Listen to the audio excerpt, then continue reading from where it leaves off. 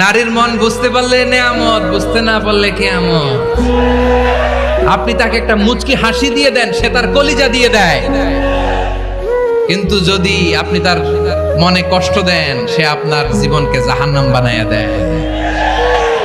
ওই মেয়েটা তাকে অফার করছে, তাকে 2-3 বছর সে আদনান সাহেবের সাথে কানেক্টেড থাকবে, এভাবে প্রেম করবে, আরো একদম সহজ ভাষায়, মানে এভাবে যে সে ওই দিন রাতে 11টা পর্যন্ত তার সাথে ছিল। এমনিতে সে কথা বলে সেন্টারে বসে বসে কমফোর্টেবলি, রাতের 2টা 3টা অবধি কখনো কখনো যে থাকছে। লাস্ট আমার এখানে যখন ছিল তখন প্রায় 10 দিনের মধ্যে 1 দিন 2 দিন পর পরই, এবং সে এসে নিজেই ওইটা আমার কাছে আবার স্বীকার করে। ইসলাম তো এটা বলে না আমার পারমিশন লাগবে, কারণ ইসলাম জানে যে সব মেয়ে সমান না, অনেক মেয়ে পারবে না। ইসলাম তো বলে নাই আমার পারমিশন লাগবে, সে করে ফেলুক, করে ফেলতো। আমাকে কেন প্রেশার, আমাকে কেন পেন দেয়? আর আমার আপনাকে প্রশ্ন, সে পেইনটা কি? কতদিন বিয়ে আপনাকে করবে পেইনটা কি এখন, দিচ্ছে? মানে যে এতদিনে কেন? এতদিনে কেন সে যে এই যে লাস্ট এত বছর ধরে এই মেয়ের সাথে কথা বলে পিক নেয়, ওই মেয়ের সাথে কথা বলে পিক নেয়, তাকে সে তার দুঃখ কষ্টের সাথী বানায়। আর আমার কাছে সে কিচ্ছু পায় না, আমি তাকে প্রচুর পেইন দিয়ে রাখছি, কষ্ট দিয়ে রাখছি, খাওয়া পায় না, কিচ্ছু পায় না, এগুলো বলে বলে মেয়েদের সাথে মেয়েদের তার সিম্প্যাথি নেয়। এগুলো কি? এগুলো তৃতীয় চতুর্থ বিয়ে? হুম, আমার এই প্রশ্নের উত্তর দেন আপনারা, সুলাসর উবা মানে সে যারা যদি আছেন। এখন সে যদি এখন বিয়ে করে ইসলামী ধর্মীয় মোতাবেক যে 4 বিয়ে করা যায় সেই হিসেবে আপনার কোনো আপত্তি নেই?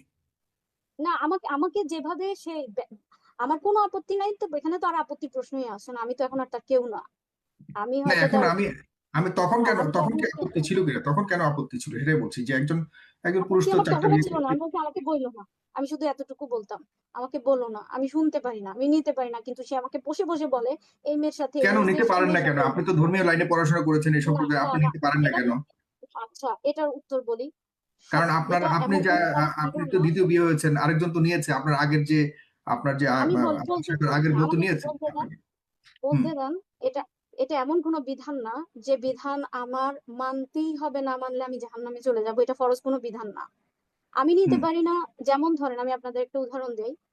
অনেক মানুষ আছে দেখবেন কাঁঠাল হজম করতে পারে না, তাই বলে কাঁঠাল খাওয়া না জায়েজ না, কাঁঠাল খাওয়া হুম। জায়েজ। কিন্তু অনেক মানুষ আছে কাঁঠাল হজম করতে পারে না, এখন আপনি তাকে বলবেন যে তুমি এই কাঁঠাল না খাইলে মুনাফেক হয়ে যাবা, বা মুরতাদ হয়ে যাবা, কাফের হয়ে যাবা। এটা সে পারে না, ওকে একটা জায়েজ বিষয় সে খেতে পারে না, তার শরীরে অ্যাডজাস্ট হয় না, গলব্লাডার নেই, এরকম হইতে পারে ইত্যাদি। যেমন আমি কাঁঠাল পছন্দও করি কিন্তু আমি খেতে পারি না, আমি হজম করতে পারি না। সেম তো হুম। বিষয়টা এরকম। এটা তো ফিতরতান হইতেই পারে, ভ্যারি করে এক একজন নারীর মধ্যে, এক একজন এক এক রকম হইতেই পারে। সেজন্যই হয়তো বা এটা নারীর পক্ষ থেকে অনুমতি লাগবেই, তার উপস্থিতি লাগবেই, শরীয়তে এটা বাধ্য করে নাই, জি, আমরা বাধ্য একদম করে নাই। সর্বশেষে চলে এসেছি।